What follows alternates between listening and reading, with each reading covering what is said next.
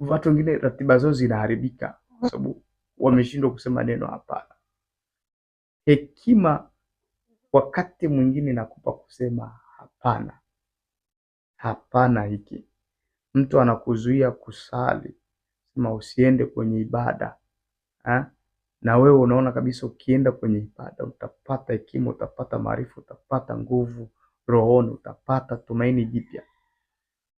Kile kitendo cha kutokukubaliana na huyo anayekushawishi usiende ibadani, hiyo kitendo ni hekima, ni nguvu ya kusema hapana.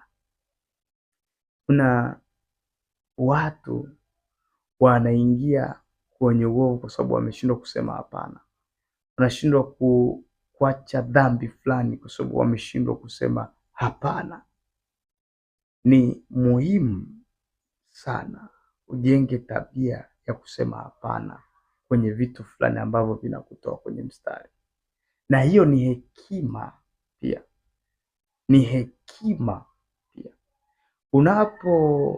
Unapokosa kusema hapana kwenye jambo ambalo unatakiwa kusema hapana, unajirudisha nyuma, unajikandamiza, unajididimiza na unafanya uishi kama mpumbavu. Kuna wakati fulani tulikuwa tuko na watumishi fulani katika kufanya